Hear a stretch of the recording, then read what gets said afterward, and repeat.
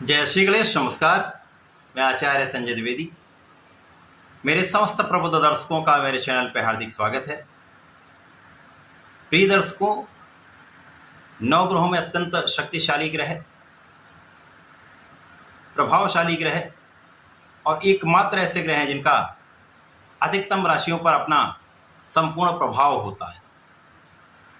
नवग्रहों में न्यायाधीश कर्म प्रधान देव शनिदेव, जो वर्तमान समय में कुंभ राशि में गोचर कर रहे हैं, 29 जून से वक्री अवस्था में आ जाएंगे।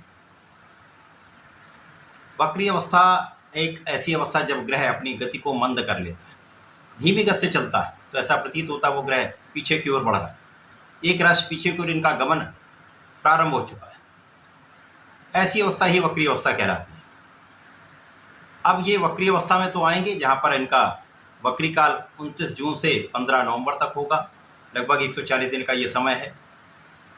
इस समय में शनिदेव अत्यंत प्रभावी होने वाले हैं, क्योंकि शनिदेव जब वक्री अवस्था में आएंगे तो इनका सामर्थ्य कई गुना बढ़ जाएगा, इनकी क्षमता में वृद्धि हो जाएगी और अपने मूल त्रिकोण में होकर ये अत्यंत प्रभावी हैं।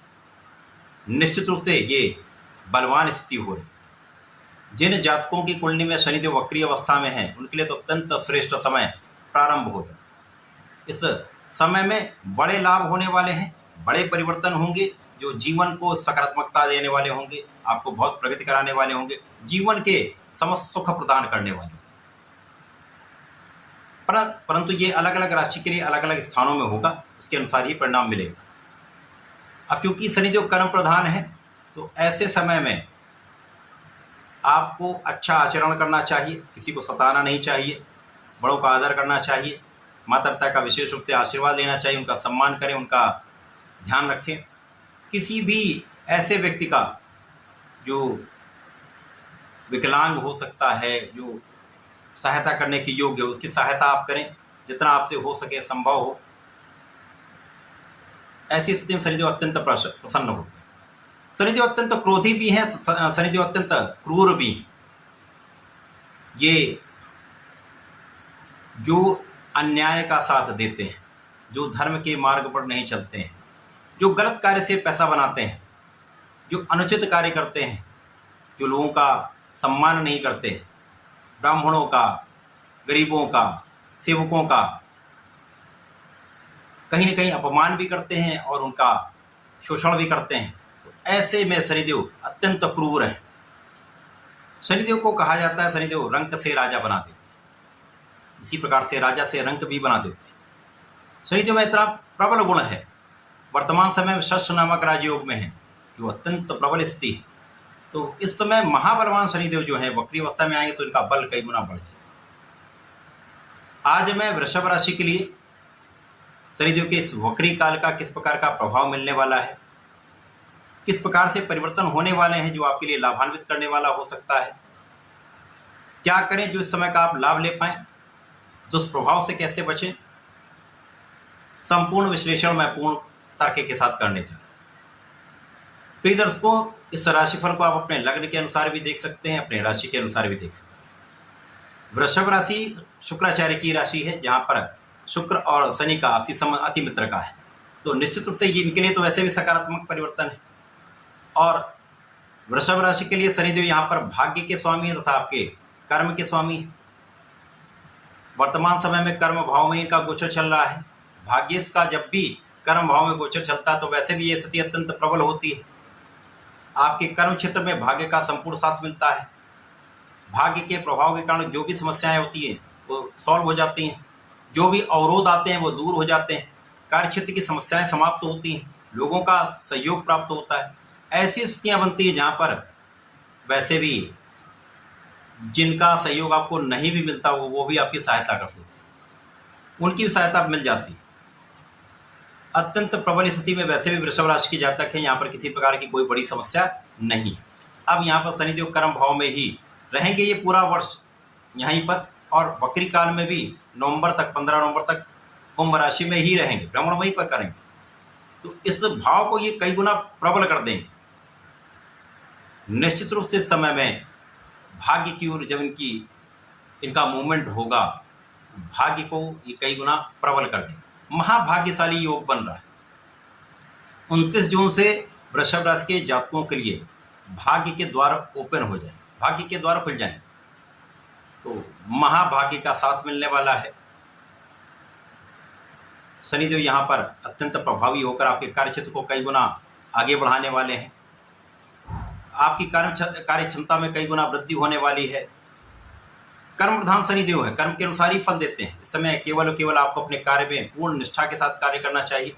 यदि पढ़ाई करते तो वहाँ पर निष्ठा के साथ पढ़ाई करिए, पूर्ण कंसंट्रेशन के साथ, पूर्ण मनोयोग के साथ अपने पढ़ाई में लगे रहिए। सफलता मिल के रहेगी, कोई रोक नहीं सकता। इसी प्रकार से लोगों का संपूर्ण सहयोग मिलता है। अब शनिदेव 10वें भाव में है, सीधी दृष्टि का प्रभाव आपके 4th भाव पर है, तो जनता का भाव, और शनिदेव जनता के ही कारक है, निश्चित रूप से अत्यंत प्रबल स्थिति। तो यहाँ पर लोगों का संपूर्ण सहयोग मिल जाता है।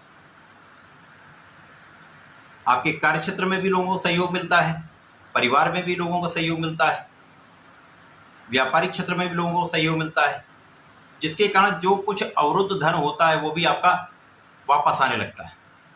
अवरुद्ध धन की प्राप्ति भी संभव हो जाती है। इन्वेस्टमेंट जो गलत हो गए हैं उनको भी आप सुधार पाएंगे, क्योंकि यहाँ पर आपका ज्ञान भी अत्यंत प्रबल रहेगा। अब चूंकि यहाँ पर वृषभ राशि शुक्राचार्य की राशि है, ऐश्वर्य वैभव की राशि है, तो यहाँ पर जब कार्य क्षेत्र विशिष्ट होगा तो धन संपदा भी बढ़ेगी। जब वक्री काल होगा तो ये इस प्रकार का जो भाव है वो विशेष रहने वाला है। आपके धर्म का कार्य बढ़ जाएगा, धर्म कर्म के कार्य में आपका मन लगेगा, पिता का भी नाम बढ़ेगा, पिता के कार्यक्षेत्र में भी लाभ मिलेगा। आपको अपने कार्यक्षेत्र में विशेष रूप से आगे बढ़ने के अवसर प्राप्त होंगे। यहाँ पर किसी प्रकार का अनुचित कार्य न करें, न्यायोचित कार्य करें, तो किसी प्रकार की कोई समस्या होने ही वाली नहीं। केवल आपको कुछ चीज़ों का ध्यान रखना है। यहाँ पर अन्याय न करें, किसी का अपमान न करें, अपने कार्य को पूर्ण निष्ठा के साथ करें। 3 कार्य करेंगे तो कोई किसी प्रकार का कोई कष्ट नहीं होगा। भाग्य की प्रबलता, यहाँ पर धर्म का कार्य, आध्यात्मिक कार्य, समस्त कार्यों में आपकी रुचि भी बढ़ेगी तथा यहाँ पर आपका मान सम्मान भी बढ़ेगा। इसी प्रकार से परिश्रम आपका बढ़ जाएगा, परिश्रम भी श्रेष्ठ रहेगा, लोगों का सहयोग प्राप्त होगा, विशेष रूप से भाई बहनों का संपूर्ण सहयोग मिलता है। जो आपके अच्छे मित्र हैं वो आपके साथ बने रहेंगे। स्वार्थी मित्रों का यहाँ से दूर हो जाना निश्चित है। ये सबसे अच्छा यहाँ पर पॉइंट है। स्वार्थी मित्र यहाँ पर आपसे दूर होने में, सही तो उनको दूर कर दें। व्यय आपके कम हो जाएंगे। यहाँ पर जो बिना कारण से व्यय हो रहे थे वो व्यय कम हो जाएंगे। अकारण जो भी आप खर्च कर दे रहे थे वो चीज़ें अब नहीं हों। यात्राओं में कुछ व्यय हो सकता है, परंतु वो यात्राएं आपके लिए लाभकारी हो सकती है। इस समय में निश्चित रूप से शनिदेव का प्रभाव आपके लाभ को बढ़ाने वाला होगा, आपकी इनकम में वृद्धि करने वाला है। यदि आप नौकरी में हैं तो यहाँ पर आपका पदभार बढ़ सकता है, पद की प्राप्ति हो सकती है, आपके मन के अनुसार आपका ट्रांसफर हो सकता है। इसके कारण आपके इनकम में वृद्धि तो निश्चित है। जो लोग व्यापारिक क्षेत्र में हैं तो व्यापारियों में भी आपके कार्य का विस्तार हो जाएगा।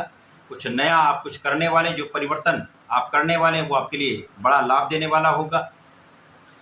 माता पिता का संपूर्ण आशीर्वाद मिलेगा, परंतु माता पिता से कुछ दूरी हो सकती है। सुखों में उनकी वृद्धि होगी, आपके भी सुखों में वृद्धि होगी।